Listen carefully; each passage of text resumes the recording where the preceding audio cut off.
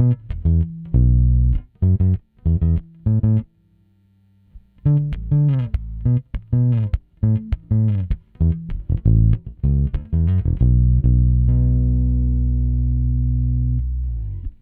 up guys, Anthony here with Empire Music, empiremusic.com, showing off the new American Vintage 2 1954 Precision Bass.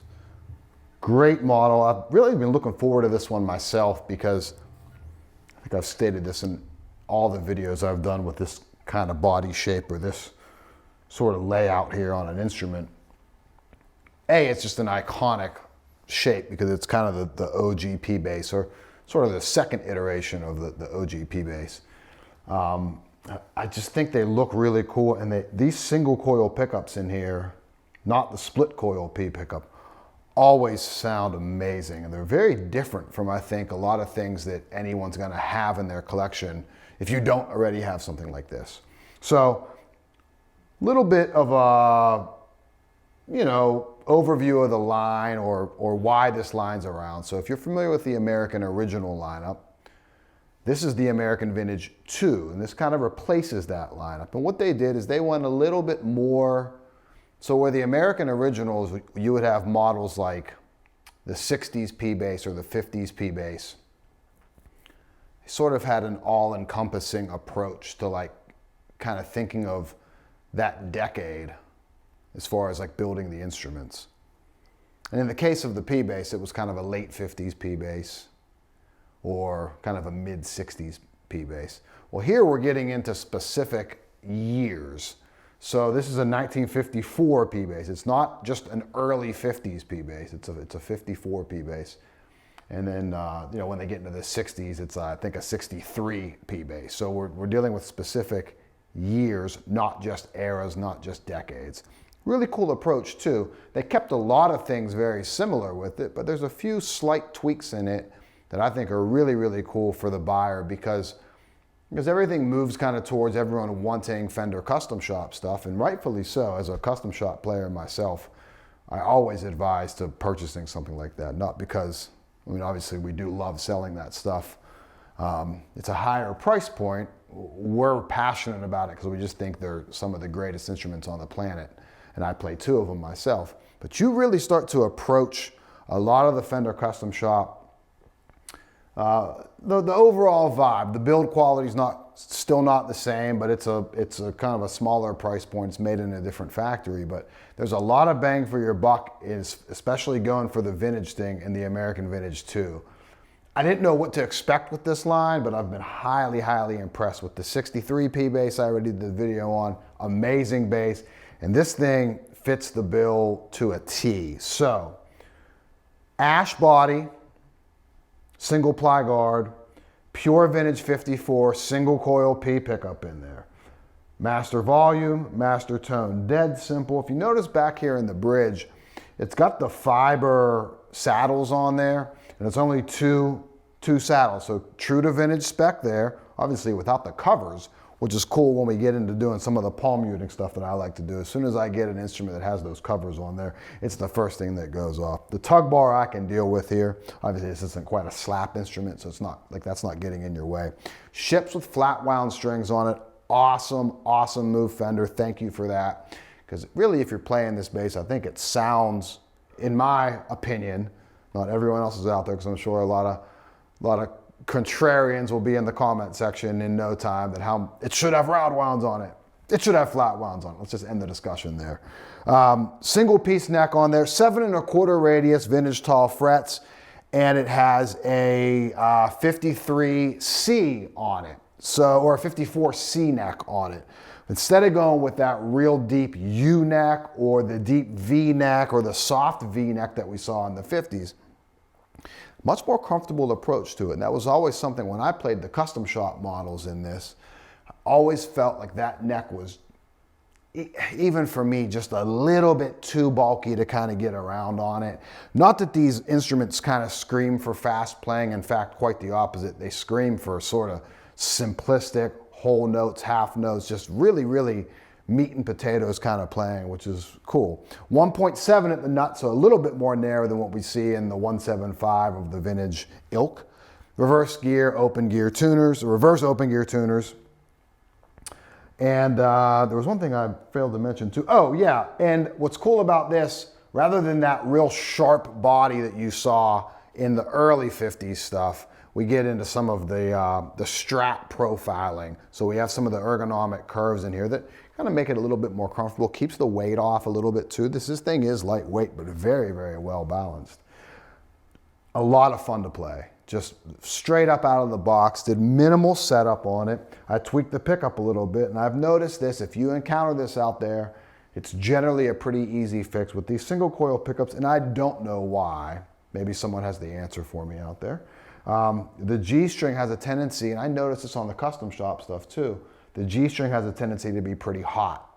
So what I did was I just lowered this treble side of the pickup 2 turns, kind of evened it right out for me. So if you encounter that issue, that might be a quick fix for you. So if out of the box, obviously we do a full setup on everything, and that's something that I'll make sure our techs kind of keep an eye out for, that loud G-string on there. But it's always an easy fix if you end up getting something, maybe not from us, hopefully from us, but if not from us, it's a quick fix. So not everyone does those full factory setups that we do here at Empire Music. So buyer beware, buy from us.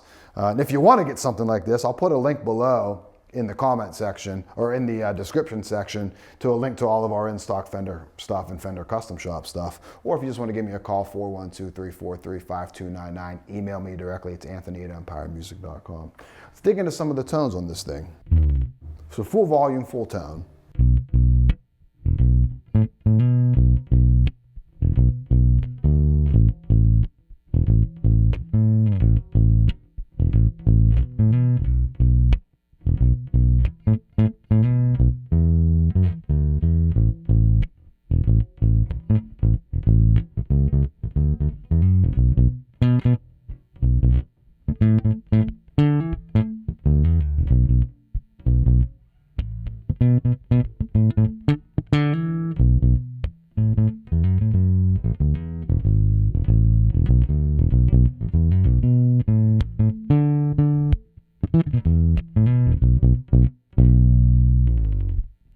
You're still here, even with this very primitive single coil pickup in there and the flat wound strings, still a very, very responsive instrument, almost more responsive than what we see with the hotter pickups, the more modern pickups, which is something that I find pretty consistent. When we get into the vintage spec pickups, at least for my touch, they tend to be a more responsive, a more compressed kind of sound. And I mean compressed in that when you start to dig in, the overall volume of the instrument doesn't spike so hard that you're hitting an amp with just a lot more output, a lot more gain, as you would see with a hot pickup, active electronics, anything like that. There's a time and a place for that. There's also a time and a place for the more, like I said, the more dynamic kind of instruments, the more dynamic response we see out of the vintage spec stuff, meaning a little bit underwound, a little bit underpowered, but in a great way. So kind of move our hand around, stick with the theme.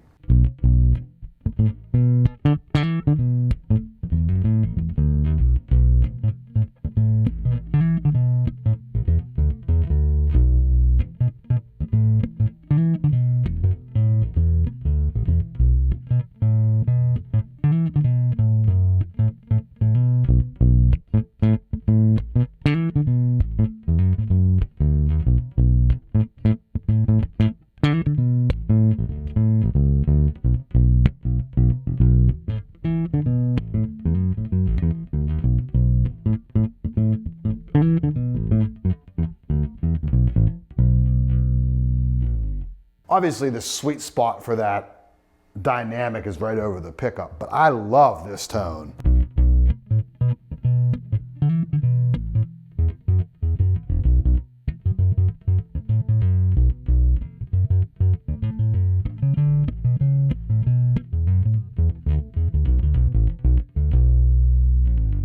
To me, that's about as cool as it gets of a tone. That's such a useful tone. It's gonna sit in the mix real good. Obviously, it's not gonna punch through a rock band or something really high gain guitar. You're fighting loud cymbals, but man, just what a vintage. Really, really dig that. Some palm muting.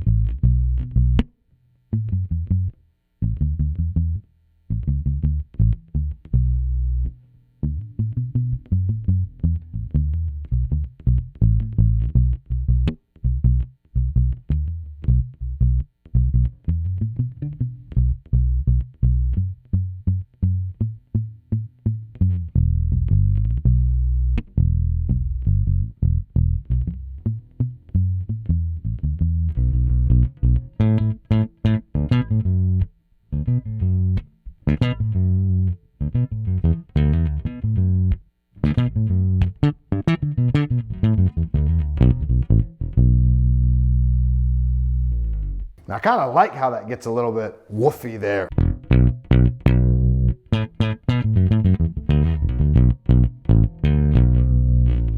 That's cool. That's all the vintage kind of character in there. Even when you're not necessarily digging in, there's still some of that, like the fact that it can get a little bit tubby and like overly kind of nasty there, I think plays in part in the overall vibe of an instrument. So this one's in vintage blonde. It's also available in the classic 2-color sunburst. So I know a lot of people, when I talk to guys, are like, oh, when are those Sting basses coming back around? Well, they're here. This is essentially very similar to, I believe, like the Sting signature bass of yesteryear, so to speak. And those were highly sought after. Such a killer and fun instrument to play. 1954 precision bass, American Vintage 2 lineup, so brand new. Link below to our in-stock Fender stuff. If you're looking for one of these, highly recommended. Be really cool to get your hands on something like this. Oh, bottom load too in the bridge there. Super, super cool, man. Really digging this instrument. If you need something, give me a call, 412-343-5299.